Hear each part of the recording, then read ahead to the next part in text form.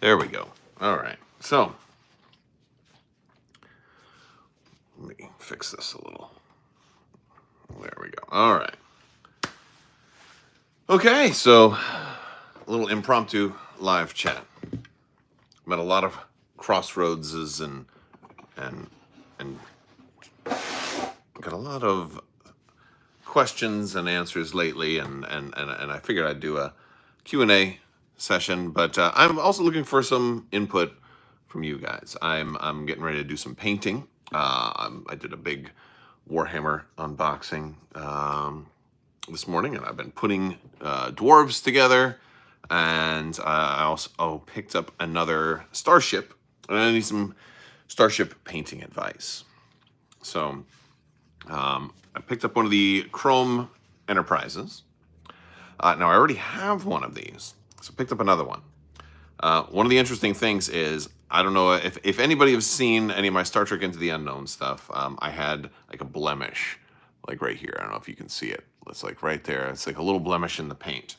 And then this one, and then the one I bought today had a perfectly good star drive section, but the bridge had this scratch on it right there. So the idea was that I wanted another Enterprise to paint. So I took the best star drive and the best bridge, put those together, put those back in the box, and have the bad star drive and the bad saucer section, and have those here. And I'm going to repaint these. But I was thinking, because I've got the classic Enterprise, and I've got another Chrome Enterprise, and I've got the red, like the really ultra shiny red one. So I was thinking of like a battle damage. That's a good one. I was thinking of like maybe find another color. I think purple was, some people said, they should do a purple one, or a bluish. And I was actually thinking green to kind of ally with the Klingons, because since Klingons are going to be coming out. And I was like, maybe like a green one. Problem is, if I paint this, I'm going to lose all the decals. The NCC 1701D, USS Enterprise, all of that stuff. So I'm going to lose all of those decals. I do have some decals. Let me see if I can find them. I've got some decal sheets around here, and so these are, I've got these decal sheets, and these came with the Monster Fight Club containers, and there's some pretty cool stuff in here. There's some really small letters in there. I don't know. I guess I could. Oh my goodness! You know what? I actually could. If I were to use one of these, like I could pick one of these words and make that the name of the new ship, like the infectious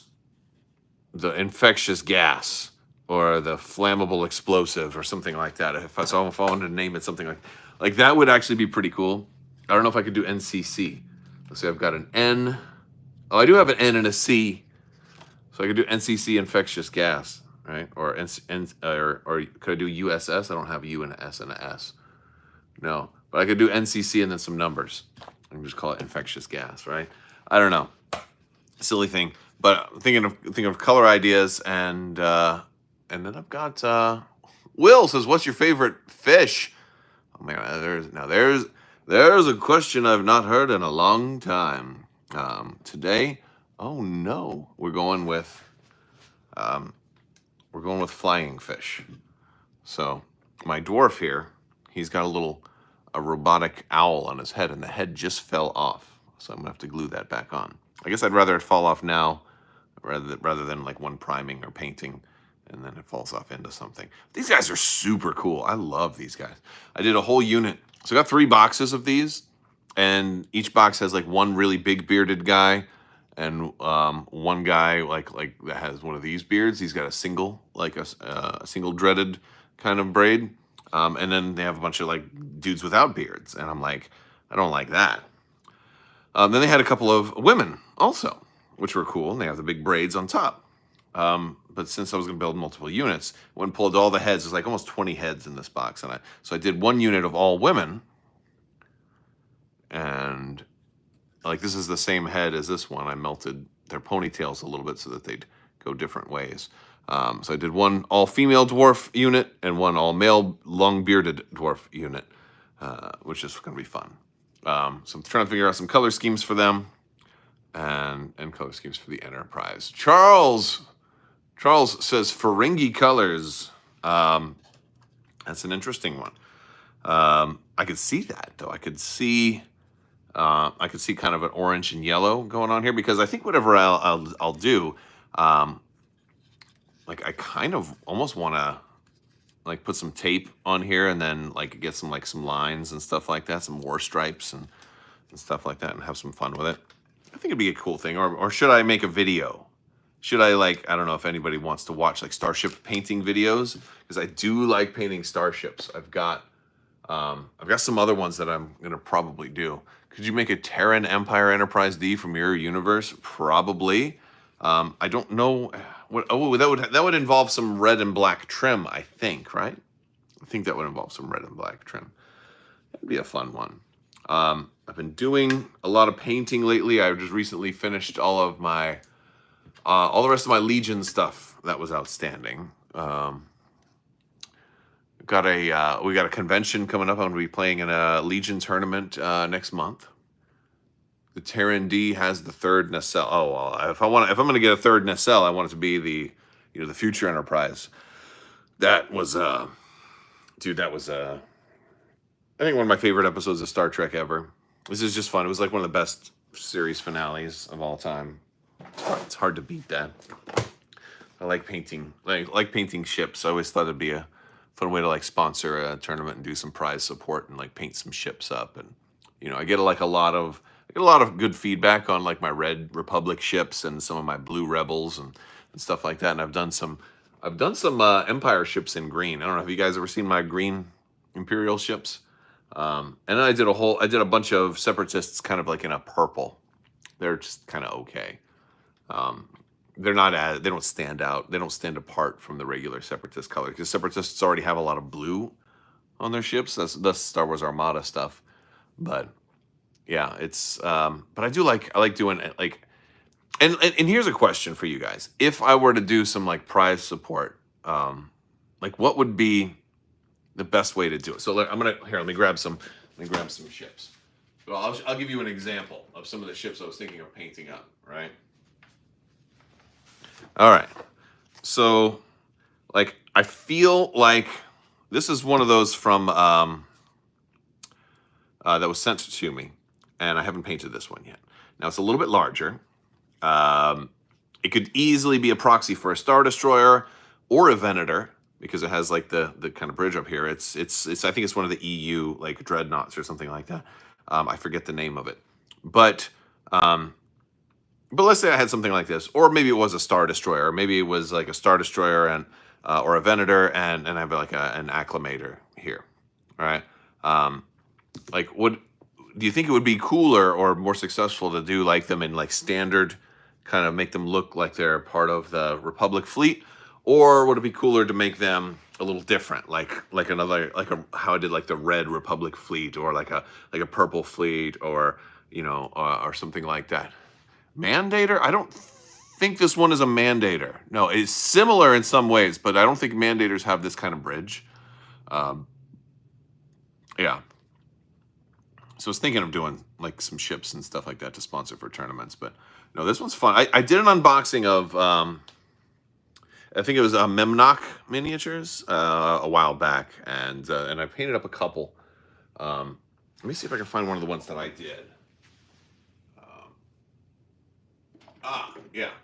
So, because one of them was this Venator ISD hybrid.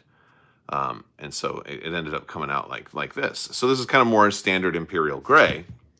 But I'm part of me is isn't that just a little boring though? Is that a little boring? And it was a quick job, because it was something I was doing for a video, so I didn't do a whole lot of detail in there. There's a couple of ports, there's some lighting and things like that in there, and then of course the engine glow. But there's not a whole lot. And then underneath there's some of the things. So yeah. Goliath says, I love your channel. I'd love to see you move towards GW games. I think that's where the viewership is at. I think GW stuff will make the channel grow greatly. Thanks and take care. Maybe. I mean, I do. I have been playing a lot of Warhammer Age of Sigmar. They put some cool new dwarves out there. I was thinking about potentially dipping my feet a little bit deeper into 40K and starting an army. And that could be a fun like video journal progress of like learning 40K and some of my thoughts about it. Although the only problem I have with that is that there's a lot of people making Warhammer content, right? And maybe there's a bigger audience for it, but I don't know what I could bring that isn't already there. That's, I guess, one of the things. I mean, maybe if I'm covering new stuff like the Voltan, because they'd be new, so they'd be new to me, but they'd be new to everybody else. Or maybe like a beginner's kind of journey into 40K might be something kind of new that hasn't really been done before, because that's kind of how I started the channel. Is I started trying to do stuff that wasn't being done. And at the time, there was very little people covering X-Wing and then Armada and Legion, respectively. There are a lot of channels doing Legion now, but, I was one of the first. Honestly, I was probably the first. I think it's safe to say I was the first channel to cover Legion, because I used to try to be first at everything that I was doing. I wanted to be like within an hour of some news, breaking, I would have a video up about it for the longest time. And that eventually just kind of broke me. I was doing something like 10 videos a week for a while. It was so much. And I couldn't keep up with that. So that's why I kind of just do weekdays now, and I take the weekends off. So yeah. You should do, Iron Buddha says, you should do what makes you happy, cover it all. We still watch that. That's definitely, that's good advice, and that's a good philosophy. I definitely try to focus on things that make me happy. I know, like, when you're starting a new game, it's hard for me. When I start a new game, I don't get a whole lot of views on it. I started doing some stuff with Steel Rift, which is this cool game over here that's got mechs, and then it's got tanks, and it's got all these little infantry. It's like a 10mm game, and we've got big mechs that go along with it too. I was painting some of the vehicles, and we've got, these guys aren't painted yet, though, they're just primed. So we've got all kinds of stuff like that, and it's kind of like I haven't played BattleTech, but from what I understand, it's like a quicker, simpler version of BattleTech, a faster version of BattleTech that might be a little easier to get to table. And it seems like a really fun game. But I've been getting stuff painted up for that, and I'll do coverage on that once in a while because it's fun. I'll cover some 40K, Age of Sigmar, because it's fun. Halo Flashpoint, yes, and I'm covering that too. That one's also God. It's funny to me because as time goes by, I'm seeing more and more things that make games more accessible. And that's one of the things that got me into gaming. The fact that Halo Flashpoint has got all these miniatures that you can kind of play. You can play it straight out of the box. It's really, really cool.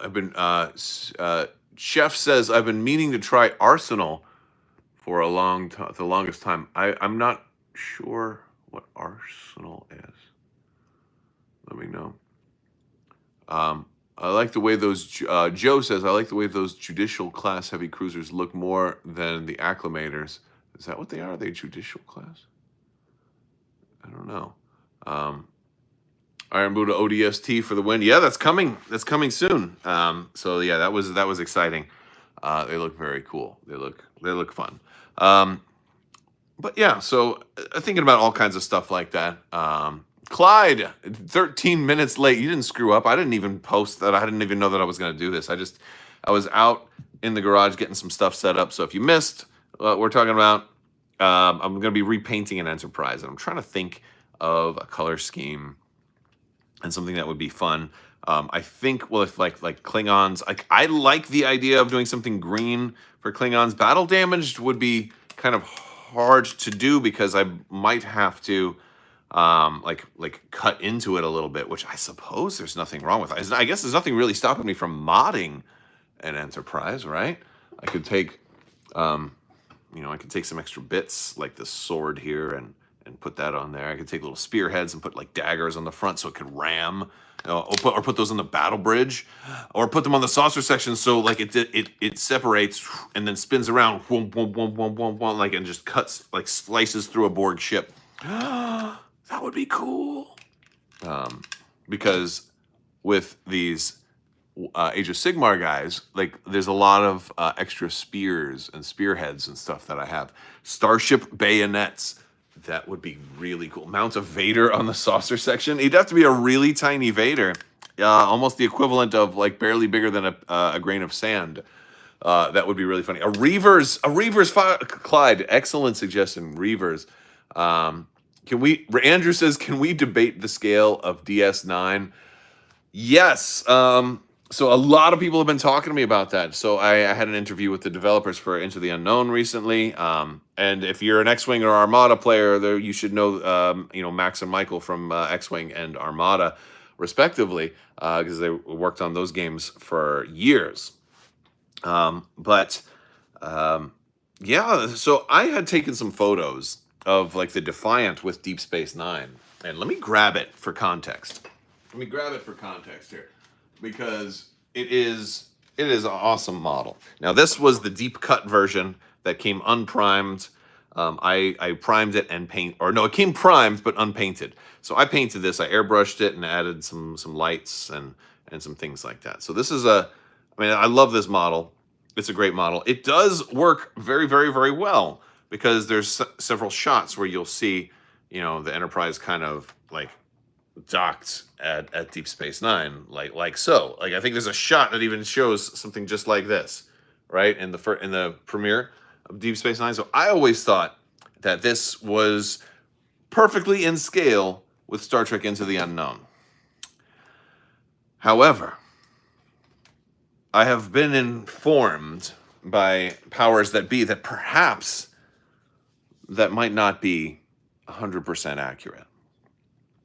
And what I believe is that just like how Klingon birds of prey look massive in some shots and super tiny in other shots, to such an egregious extent that they've had to create multiple classes of birds of prey. That's why you have your cavorts and your burrells and things like that. I think they did some of that like trick photography with DS9 in certain shots, that like there's a lot of shots of the Defiant docking against this right here. Star Trek is scale all over anyways, says Charlie. Yeah, the scale in Star Trek doesn't always, it's not, I think Leonard Nimoy said it pretty good at one point when he's like was talking about, people who study all these technical stuff, and then they they work about canon, and they're like, oh, this isn't canon. The canon answer is this, that, and the other thing. And then this episode was bad because it contradicted canon, and so on and so forth. And he said, like, basically, I don't remember the exact quote, but it was something along the lines of, don't get too caught up with what's canon and it's not canon, because you're at a certain point, you're just arguing over minutia that detracts from your enjoyment of the episode and from the story that they're trying to tell you and the ride they're trying to take you on. So I thought there's a lot of wisdom in that. I would, however, counter with the canon is fun, though. And so if you can separate, those things, if you can compartmentalize, there are times when canon can be really interesting to talk about, and it can be a great discussion topic. But then other times when you're watching the show, to just let it go. Or same thing goes with Star Wars, honestly. This is a conversation that works in kind of all geekdom, all fandoms. But like canon is whatever's canon, and the technical specs of things are a really fun topic. But at a certain point, you shouldn't let it dominate your enjoyment of a franchise or an enjoyment of a movie. And I think that it definitely applies with Star Wars. Did anybody here see The Acolyte? There was a thing that made all kinds of headlines with this show, The Acolyte. Now, for the record, I enjoyed the show, The Acolyte. I actually really liked it. But Bumbling Bioengineer says, yeah, I had a come to Jesus moment when I realized I had to leave my own headcanon with all IPs. Oh, yeah, I can imagine that. Chef says, Have you had a crack at the new battle for Hoth yet? No, I have not actually. I know some early people got it at Gen Con. I think by the time I asked for a review copy, they were all out. So I am stuck waiting for them to just show up, and at that point, we'll see how it goes. But yeah, I'd love to check that one out. But all right, so like for example, with the Canon stuff, there was this detail where people were watching The Acolyte, and there's I'm going to give a very very minor spoilers to the story of The Acolyte, but well, no, actually, I won't do that. But there was a detail where they showed a character that had said something that people thought contradicted the story, and got your Hoth pre-order in with the rest of us, please? No, I didn't even pre-order it because I thought I was going to potentially get a review copy. So now I'm just stuck. Kind of, I may get it. I may be one of the last people to get it. And at that point, it's harder to justify spending the money for a new game when I'm not even going to be able to do a review or unboxing that's going to get as many. I like to get stuff sooner and earlier, especially if I'm unsure how well it's going to do on the channel. Getting it early is the right way to go. So there's that. But yeah. Joe says, thoughts on using a Quasar as a Rebel ship to emulate some of the engagements from the Rebels TV show. What stats would you change to make it a unique style Rebel ship? That's an interesting question. I'm going to come back to that in just a second.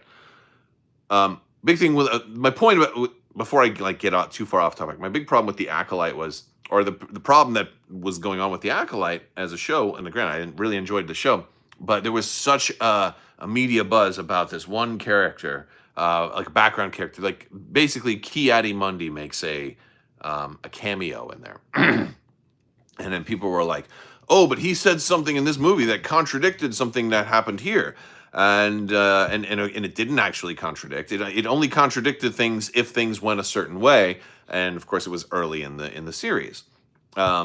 And then some people were like, well, but he wouldn't have been born yet by that time because this one book says he's, 40 years old and this was the thing. But then another book says he's 200 years old. And so the show is ruined. The story stinks, blah, blah, blah, all of that.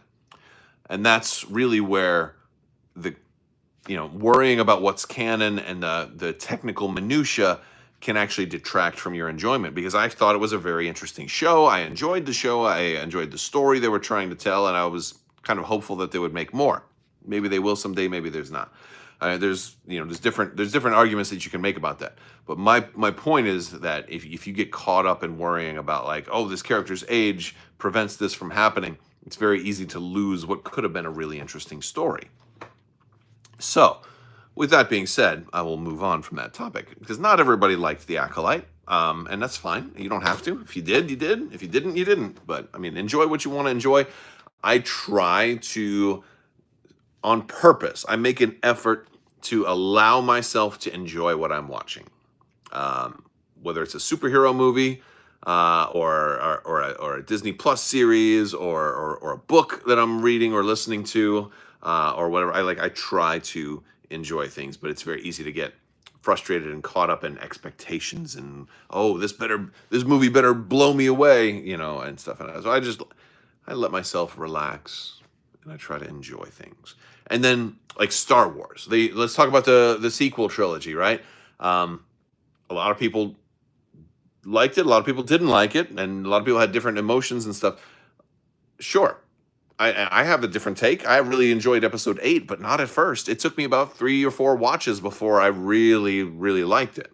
And I kind of got on board with this train of thought of where it was going. And the one I didn't like was episode 9. But that being said, regardless of all my problems with episode 9, it was still a Star Wars movie. It was still entertainment. I still went to the movie theater and had an amazing time. I will take a bad Star Wars movie and I'll go have fun with it. Because there's also a lot of good Star Wars movies. There's a lot of really amazing Star Wars content out there. It can't all be amazing. Some of it's got to be lower tier and some of it's got to be higher tier. We had stuff like The Mandalorian, which I loved. Then we had some other things like Visions that I really didn't care for. And then we had Andor, which I didn't expect to like that much, and it ended up knocking my socks off and being one of the best shows I've ever seen in my life. So, there was a lot of really interesting things to enjoy, and I try my best to enjoy them. And also at the same time, like I was watching Visions, and after a certain number of episodes, I wasn't having a good time, and I said, I don't have to finish this series. I can just stop and move on to something else, because I don't want to make myself mad. I don't want to feel like I'm wasting my time. So if I'm just not enjoying something, it's okay to move on. If you're reading a book and you're getting really annoyed and upset and frustrated with it and it's stressing you out, you can stop. Nobody's forcing you to do that. There's a Finn book coming. Well, that sounds all right. So wait, hold on. Lord Goob says, can't wait for the post Rise of Skywalker content, like the Finn book coming soon. I mean, I'm very interested in them taking the story forward. I think that's really cool. I'm going to come back to an old question too about Armada, so that's we're going to come to that. Let's see. I missed a couple of things. Andrew Lynch is running a DS9 marathon. Awesome. Introduce people. Any suggestions? Duet is a good one. I really liked. So there's an episode that's one of my favorite DS9 episodes that is not on anybody's list of best episodes. One of my favorite DS9 episodes is called Progress, and I believe it's in season 1. I think it's one of like the first within the first 5 or 6 episodes. It details Major Kira, who is now on the government. Like, she fought the revolution. She's it's early in her career, and she has to go clear some people off of a moon because it's going to be converted. It's going to be like terraformed into a farming planet or whatever. And there's like an old man that lives there, and she doesn't want to like force him out because she's like, oh, I'm going to kick you out of your homes, but I'm the government now, so I have to do this. And she, when he invites her into his house, and she reminds him of like old man she used to know and stuff. And so she's like, yeah, it's all fine and good to fight the revolution until we now have to lead, and our shoe is on the other foot and have to make the hard choices. And so I just really liked the story that one was telling. And it was deeper than I expected it to be. So that's one that I happen to like. Not everybody, it doesn't stand out to everybody else, but I think it's kind of cool. All right, so let's see. We're gonna get into some more of these questions here. You love the Book of Boba Fett. Managing expectations is key. Oh yes, Thunder's Edge. Oh, Ken, what's going on, Ken? Yes. Looking forward to the new TI expansion. Have you ever played the original Thunder's Edge game? I don't even know what the original Thunder's Edge game is. I didn't know that was a game. Is it because somebody has said in one of my videos that the Thunder's Edge mirrored one of the old expansions from a different, like Twilight Imperium 2nd or 3rd edition or something like that. So no, but I'm not familiar with Thunder's Edge. The Explorers with the solar sail? Yes. That's one of the things I love about Deep Space Nine is the father-son relationship that Sisko and Jake have. It's so powerful to me.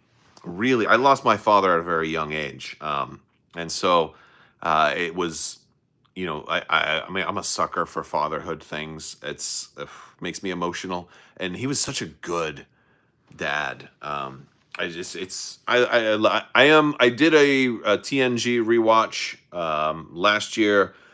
I'll probably do a Deep Space Nine rewatch soon. There's other shows, because the problem with doing a rewatch of any Star Trek series, especially one of the original 3, like TNG, Voyager, DS9. I say original 3, the big 3. The original TOS different. The big 3, because they each had 7 seasons, and they had hour-long episodes, and they had like 20+ episodes per season, right? It's a massive commitment, because every episode is like a movie, and you have to watch 140 of them. It's it's massive. We've had a lot of big commitments. Like, I did get the boys. I got my 2 of my 3 boys to sit down with me and watch Lord of the Rings Extended Edition this summer. My middle son read all of the books, and I told him if we read all the books, then we could watch the movies, and the kids like to do that. Yeah. So yes. So somebody did ask me about my thoughts on running a quasar in as a rebel ship from Star Wars Rebels. Now this is a Star Wars Armada question. My thoughts on that is you could proxy it. The easiest way to do that is to just take the quasar off its base, stick it on an assault frigate Mark II base, and run it that way. That's the easiest way to do it. Now, if you were actually going to like develop a quasar for the rebels, we could. It's doable. I think if you were to develop that, I would just make a title for the quasar, and it says this ship now becomes rebel and has the following changes, and then you would put the changes in there. I think the quasar is a very strong carrier, and I don't know if we want to just port all of its capabilities over to the rebellion, because frankly most fleets only need one power carrier. You don't usually see fleets with like 7 quasars, which I really am tempted to run seven quasars. This is not a quasar. I don't know why I'm holding that. I'm tempted to. I only have 2 quasars, and I'm tempted to order off of Etsy 5 more quasars just to run a 7 quasar build, because that's a lot of hull for somebody to chew through. And I think it would be absurd and beautiful. And if we were having worlds this year, I would real worlds. I would love to bring 7 quasars to Adepticon and do that. That would be a fun thing. So yes. So let's see what other. That's kind of how I would do it. Now I don't have specific like stats that I would change on it. I would reduce its capability a little bit. I would probably drop one of the weapons teams, maybe lower the squadron value by 1 or something like that. Maybe lower the squadron value by 2 and leave everything else the same. That's another thought, because you would still have all the upgrades that really help squadrons, but since they don't have the crew, they don't have that full Imperial crew that knows the ship, they can only support half. They can only do it half as well. And again, you've got weapons team, you've got offensive retrofit. You've got all these really great upgrades that work into it, and yeah. So there is that. All right. So let's see what else. 4 quasar aggressive spam. Yeah. No, absolutely. 7 quasar. 7 quasar. And I think I was trying to build it out. I don't remember if it was Vader. I don't think we want Vader in that list because you don't have enough defense tokens to power all of the rerolls. I don't think you have enough dice to make it work. I think Ramadi is the one that kind of works with it. Oh, no, it was... Or maybe it was Mahdi. Maybe it was Mahdi. Or maybe Ozzel. I think maybe Ozzel is the only one that it works with. You don't have... Or you just don't go with a full 7. Maybe you go with just 6. And then you pick any commander you want, and then you throw the rest into some TIE fighters. Yeah, Mahdi or Ramadi. Like, Mahdi makes it kind of insane because now you have like 8 hull brace redirect ships, and you have 7 of them or something ridiculous. It's wild and crazy. And I think wild and crazy stuff like it, that could be a lot of fun because you can actually, especially with Ramadi, you're going to have all your ships in the back are going to be obstructed, and good luck getting to them. You're going to have to blow through the ships in the front first. It gives all of your rear line ships protection from black dice because the base is so big. It could totally work. So, yeah. Are you watching Star Trek Strange New Worlds? The new season just started. I have not started. I did watch the other seasons of Strange New Worlds. I'm not caught up with the most recent season. I have not yet. I heard they're doing a Muppets episode, which sounds really cool. Oh, that reminds me. That really reminds me that when I had Max and Michael on, I didn't ask them about K-pop hailing from the Klingons. Are we going to see some kind of K-pop hailing reference or anything like that? Because that would be awesome, and I'd love to see that. I don't know how exactly you do it, but we need to brainstorm it, I think, as a community. We need to figure out how we can incorporate that musical episode into Star Trek Into the Unknown. Those are some of my thoughts. I don't know. That would be a fun one. That would be a great promo. Yeah, yeah. Like your opponent must sing this with you, right? Something crazy like that. That would be fun. Let's see. Let's see. What else did I see? Did you play through God of War? No, I've never played God of War. Let's see. What glue and paint do you use for Legion? Says the music nerd. Okay. I have some of this out here right now.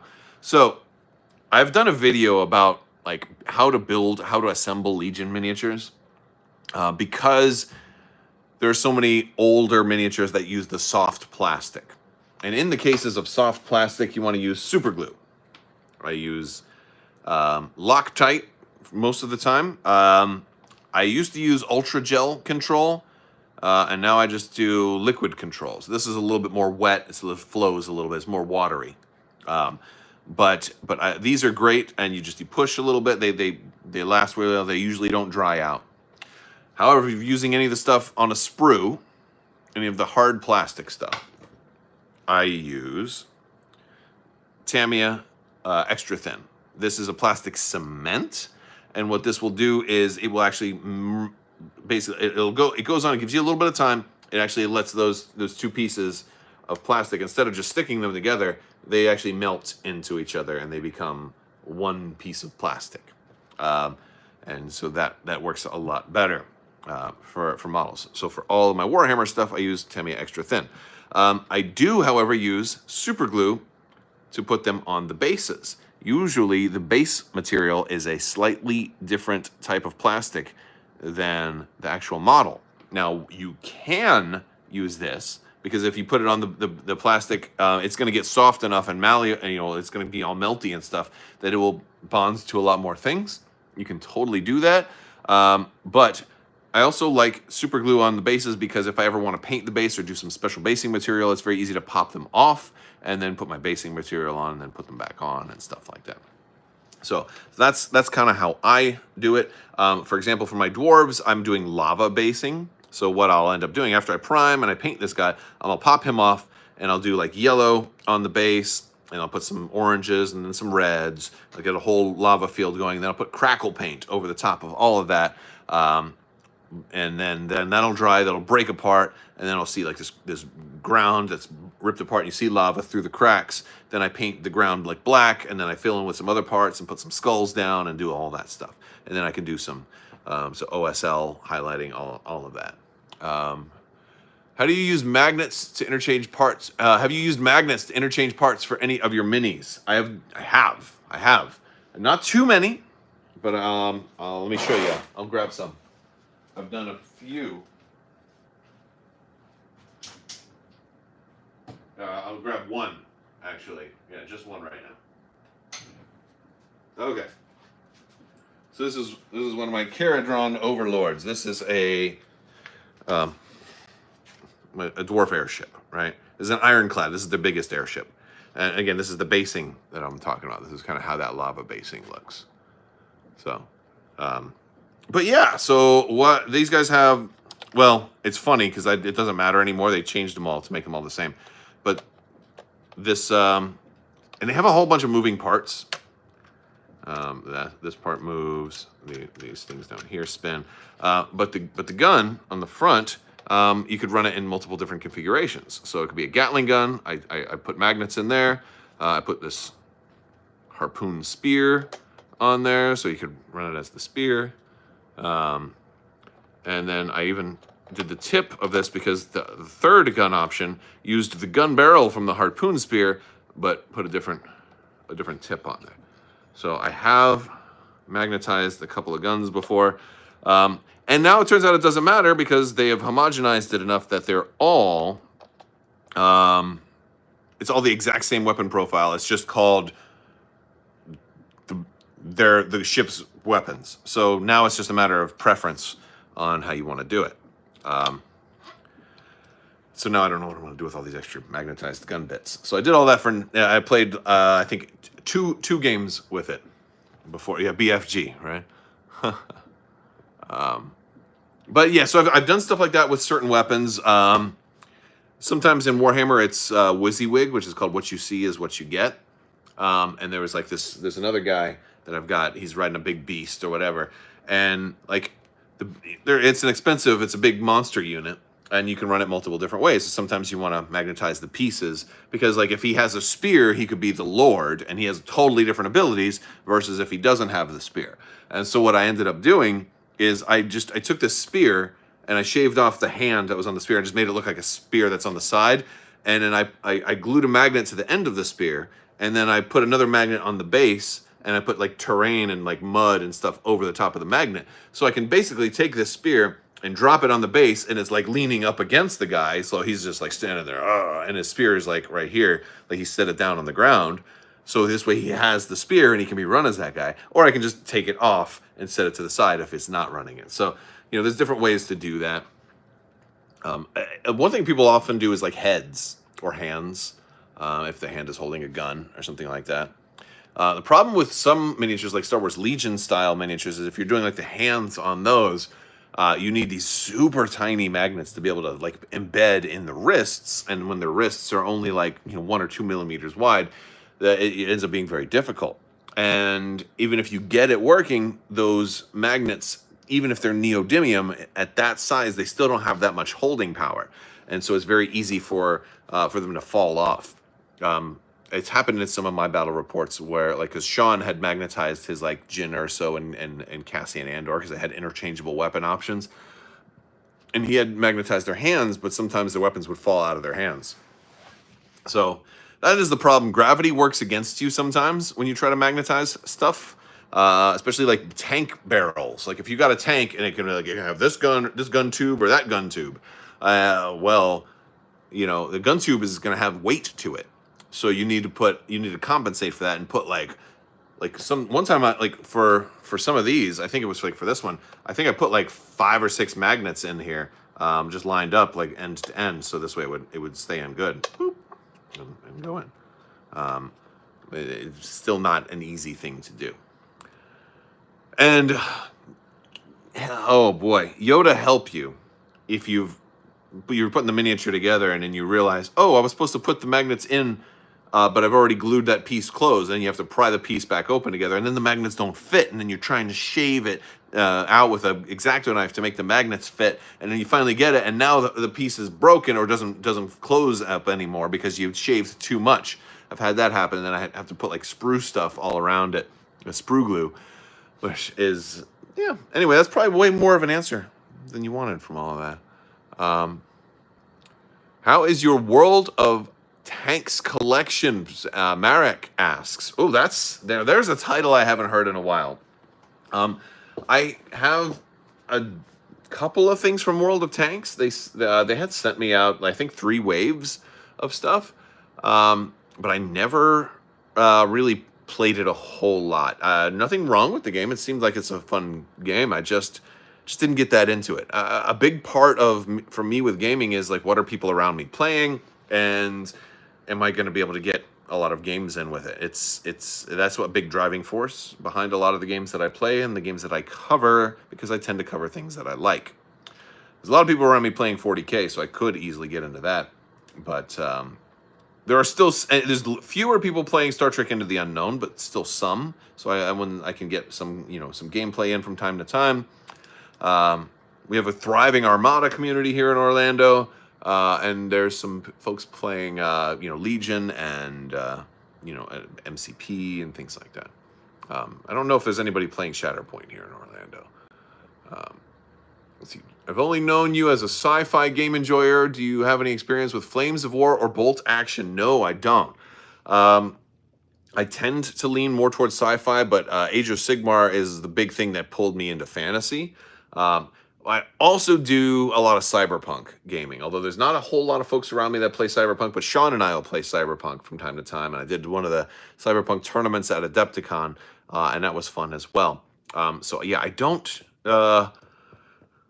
do too much like World War II gaming and stuff like that. I have nothing against it. It's just not something I'm super into. I mean, the closest I'm getting to actually putting some tanks together, though, is this is a mammoth tank, but I am putting some tanks together for Steel Rift, and So these are pretty cool. This is a really large one. This is like a mammoth tank or the really large one. Some of the other ones are a little smaller, like this. And yeah, and they're, you know. So granted, that's still futuristic though. It's not. But I did paint them.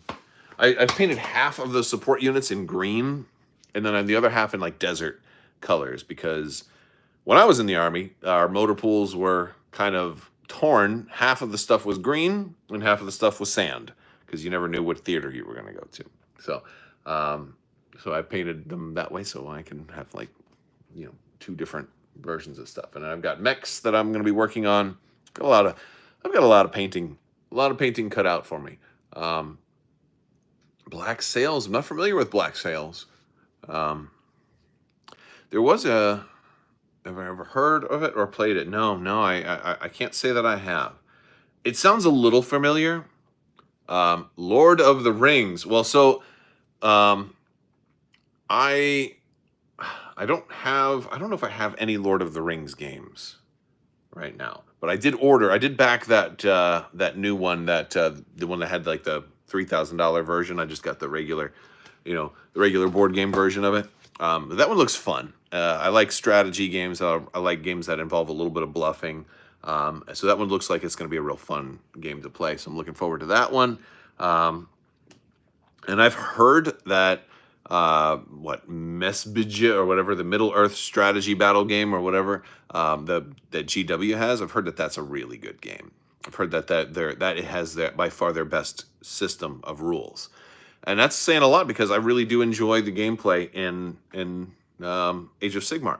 The only negative that I have for Age of Sigmar is actually that it doesn't use the terrain as well as I would like. There's a whole lot of like movement that has to be flat. You have a lot of units that have big profiles, and they kind of have to be kind of mostly flat with each other. I used to like Legion and how it worked with its terrain back in the FFG days, before every unit had jump, basically, when you had to climb and clamber, and moving across terrain was more interesting at the time. I think Cyberpunk Combat Zone really handles terrain the best, and so that's I like being able to build a table and have it feel like it's the third player in a game. So that's a fun thing. All right, guys, I think I'm gonna wrap this up, and we'll talk more soon. Yes, Andrew says Lord of the Rings Middle Earth strategy battle game is fun. I recently painted the Witch King on Felbeast. Ooh, yeah, we were just watching those the other day, man. And honestly, like watching it again, like first off, those movies aged really well. Not everything aged really well, but for the most part, they're super enjoyable, and they still hit really hard after all these years. It made me want to play that game, even though I don't know anything about that game, so I'm not going to like jump into it. Do you have any thoughts on Final Frontier for Star Trek Ascendancy? I know I did some videos on Star Trek Ascendancy. I'm not sure exactly what Final Frontier is referring to. Is that like, I know they have like a new like second edition rule set for that. Yeah, no, the stuff that they've done with the campaign for Star Trek Ascendancy looked cool. I have most of that stuff already, so I didn't pledge for it. And I don't know if I'm gonna get a review copy of any of that or not. I'm hoping to, because it looks like it's something that I'm very interested in talking more about. But it's tough for me, because like I'd love to cover it, but I can't afford to go out and buy that when I already have the game here. Granted, it's not the same edition, and like the new version would be more upgraded, and it would be much better suited to talking about. What Ken is the #1 contributing chatter? Go Ken. Wait, what? Oh, let's see. Oh, that's a question for Ken. That's not a question for me. All right, I'll let you guys continue your question. I'll give you some privacy. I'll hang out over here. Well, I'm hanging out over here with my ships. Hello, Mr. Ship. What are you doing? Whoa! We've got to merge. We've got to evacuate the solar section and save the people. Okay, well, no. All right. Do you ever play with your toys? You ever just play? I do. I play with my toys. Does anybody here remember Mask from the 80s? I did a pre-order of the new Mask stuff, so I think later this month is going to be shipping, and I used to love those toys, and so they brought them back. JC says, glad I caught you live. Thank you so much for all of the Armada content. My brother and I are just hitting the point where we've collected enough ships to have a sector fleet match. Oh, that's very fun. That's fun. Is that a pre-painted miniature? The Thought Donor. Yes, yeah, this one? Yes. This is, so I started the video talking about this one today. It is the chromed out version of the Enterprise, and I'm going to repaint it. I had bought a second one, and I took the best parts of each, and wait a second. Yeah, this one has a little blemish here and it has a little blemish here. And so like I bought two of them. One had a blemish here. The other one was fine here, but had a blemish here. So I took them apart, did a flippity flop, and did one of these. And now I'm going to paint this one. And yeah, I've had some suggestions. We'll see. What games are you teaching and playing at Crucible? I'm not teaching anything at Crucible. I'm not working Crucible. I am... I'm just going to be attending. I am helping out with some prize support and possibly some tables. I've offered to supply terrain and mats for a couple of tables. So I'm going to help out in that regards with the Legion tournament, but also I'm going to play Legion. Not competitively. I mean, I'm playing in the tournament, so by nature it's competitively. But I'm not going there like desperately trying to win. I'm probably gonna play Wookiees. Because I think that'll be a fun list to play, and I can do, make like silly noises and stuff like that. So I like to just play. I like to play in tournaments and games and stuff because it's an opportunity to play with my toys, and I like to have fun with it. So that's what I'm going to be doing there, and I plan to probably get eliminated on day one, and then day two, maybe play some pickup games. I might play. Age of Sigmar, if there's pickup games of that, there may be some board games going. I have no idea. We're going to play it by ear. I know they're going to do Blood on the Clock Tower and stuff like that, but I've never been to Crucible before. Crucible Quest Con we're talking about. It's a convention that's going to be here in Orlando next month. You can Google Crucible Quest Con. I don't have like a promo link or anything like that. But if anybody is in Orlando or is going to be in Orlando next month and you want to check that out, it's a pretty big wargaming convention that happens once a year in Orlando. And there's going to be like guest stars. There's going to be D&D stuff. There's going to be a lot of other cool stuff. But yeah, so it's something that you guys can definitely check out if you're interested in that. I have not ever been before, so I'm not sure exactly what to expect, how much free time there's going to be, what the gaming situation is going to be like for like open gaming and availability. They are doing a painting competition this year, so I may enter something. Don't know what I would enter yet. That's an interesting question. I'm not sure. I think I've got some dwarves that might be worth entering. I think my Arcanauts are potentially worth considering, but we'll see. We'll see. Maybe I get some of these new guys painted up well enough. So question, I don't know if I got any answers to this though. Like if I were to paint something like this for prize support, if I were to paint up some ships, like a group of like 2 or 3 ships for like a prize support, do you think that it would make it better for them to be like canonically painted, or to have like a theme, like one of my red fleets or something like that, or just to surprise people? I don't know. Like, I kind of think I'd rather do a theme, and do them like a non-canon color, Like, I think that would be more fun for me. But, make them wacky, says Joe. I think if they're painted slightly off, because the problem is if you make them completely accurate and canonically painted, then there's no incentive for veteran players to want those because, well, I already have ships that look like that. But if I create something, if I come up with a scheme that's all my own, then then it's something new, right? Yeah, make them Crabbok specific. Yeah, paint them in a way that says Crabbok and add my logo. That is theoretically possible. There are printed home decals I could put on there. I don't know if I could paint my logo well enough, and I don't know if it would come out. Like if I don't know if I could freehand that well enough, but I could definitely decal it on there. That would be a funny thing. I don't know if I'd want to do that.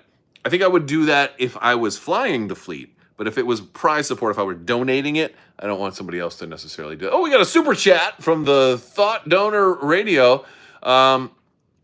He says, all right, so Thought Donor says, towards the Crucible, anything Crabbok painted would be like having structural damage cards signed by Ken. I think that would be, I think there's some folks that would disagree with you, but I think there's some folks that might agree with you. Because I do get a lot of,